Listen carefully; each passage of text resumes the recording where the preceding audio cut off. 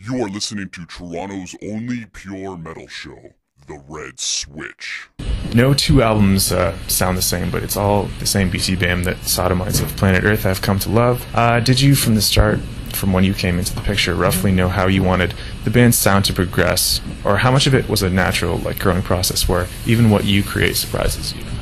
I think it was all pretty natural, but I felt like when I joined the band in 2005, I had been a fan beforehand, but there was always certain elements I thought would be cool with the band that I thought would work that they kind of hinted at, There's always little progressive metal or rock type elements that would kind of hint in, and that's a big influence of mine. And I always thought, how cool it would be to really be able to mix that stuff more with hardcore and metal background of the band. And so we kind of hinted at it a little more in Alaska, and then Colors was kind of full blown, in this record even more so. But it's I think the reason that the records are all different is because they are very natural. I think if we were forcing it and trying to write in a certain way, they wouldn't have turned out like they did. And they might have all ended up sounding the same. Shenanigans. You messed up my gels. I did. I'm borderline not gelling anymore. They're always happy in the commercial when they're gelling. I know. I almost said something on stage the other night because First tour with gelling. It is. This is my first tour with gels. Yeah. Yeah, it seems like Colors and The Great Misdirect are in the same boat because they both have epic beginnings and endings, and they're ultimately long sagas. So was it a way of saying we're doing this because we can? Yeah, well, I think with Colors, I guess we wrote the end before we had written the beginning. It naturally just kind of ended huge. We knew we wanted to start it kind of quiet, kind of like some sort of variation of the way it ends, which is actually, the way it ends is like a theme that pops up throughout the album. So that was kind of something that once we had the ending, we were like, oh, I guess it'd be cool to do this and start this way. And but yeah, I guess I like albums and songs and big monstrous endings and stuff. So I think it's kind of cool for the album to kind of build up to that kind of, I feel like both kind of do, It's something you kind of have to listen to in its entirety. Staying on that, the time that artists collaborate to write is a very important time. So, to you, what is the creative process all about?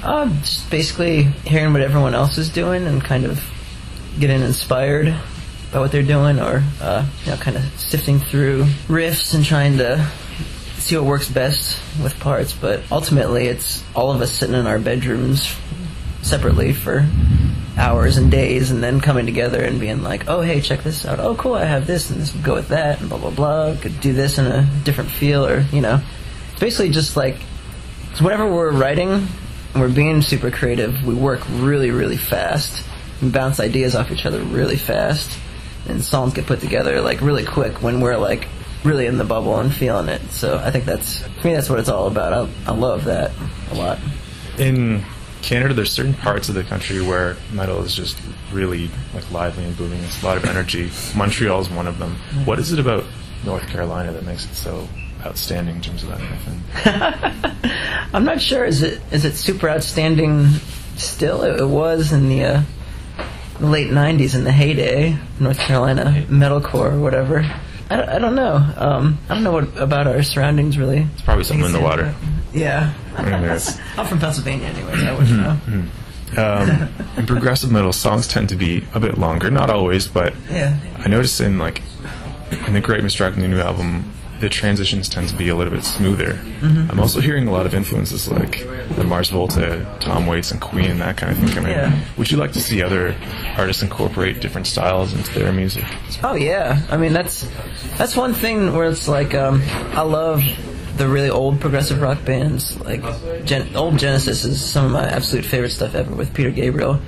And they have great dynamics on their records where it's almost like a classical, if you listen to a classical recording, whenever they're playing something really soft, you can barely hear it, and you have to turn up your stereo a bunch, and then obviously it comes in blasting when it actually hits. But those old records were actually like that, so I always loved the dynamics they had. But still, I was always I feel like we're so much luckier in a way because we have this even larger dynamic, where we've got the whole metal thing, and Tommy's screaming, which adds a different dynamic, and So yeah, I feel like that's definitely a big part. Going back to Canada, like, what are some of the best memories that you can think of? Best Canadian memories. Licks. Licks is definitely a good Canadian memory. Voted best veggie burger in Toronto from Licks. Oh yeah, Pretty outstanding. of course, yeah. I mean, there and Harvey's, we usually eat a lot of Harvey's. I think maybe it's better that we're on a bus right now because we can't stop at every Harvey's we see. Usually when we're in Ontario for an extended amount of time, we stop there way too much. Usually most of our good tour memories are food-centered, so... And the shows are always great, though. You know?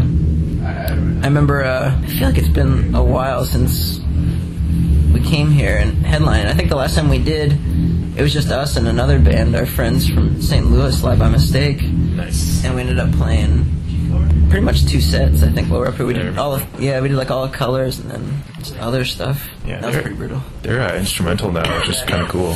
Mm-hmm. We played them for like an instrumental show. That was really good. Oh, cool. The band has been around for like a decade now, which is a goddamn milestone, if you ask me. It's crazy, man.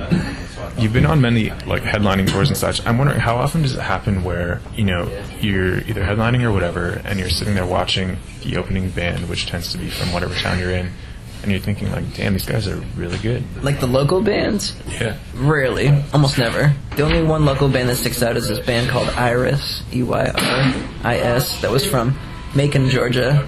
We just walked in, you know, we had like set up the stage, sound check, left, got food or whatever, came back, and they were sound checking. We were just like, holy shit. So I thought that was awesome. But I mean, it's super rare, and I mean, on a tour like this, I mean, there's no local bands, you know, on these tours. But every now and then you get surprised, but it's kind of rare. On the topic of local bands, let's do a bit of a time shift here. Can you describe your days jamming in garage bands and stuff like that, where you had to like scrounge for money just to afford instruments? Like, what? Oh yeah, I remember one of the bands I was in when I was maybe 16. I can remember walking from our singer Kevin's house to our guitarist John's house, which was maybe a mile. You know, it was like a 20-minute walk in the winter in Pennsylvania. You know, so a bunch of snow. With one of us, I think Kevin would be carrying my guitar, and I'd be carrying my crate combo amp, you know, over to this dingy basement that kind of had like holes in the windows, and basically had to play like this inside. And it was definitely, I think we've all kind of been through had those kind of lows and stuff, but I mean, back then we thought that was awesome. Makes for interesting stories for sure. Yeah. Especially this fun jams. Yeah. Okay, so there are many subgenres in metal now. It's kind of overwhelming. What direction do you think it's headed in now in terms of like how it is in the States, or where are you from? Oh man, I have no idea. I would like to think that people are becoming more open to bands being more creative, you know, and not trying to just reproduce the same thing. You know, I feel like those kind of bands that got big initially, that ended up putting out the same record 3 times, now kids are kind of like over it or whatever. I don't know. I just feel like it's really important as a band to continually be pushing yourself and be reinventing yourself. But if that's not one of your priorities of being in a band, I mean, more power to you, you know. Good luck, I guess. But how's stuff going with Orbs? oh, it's awesome.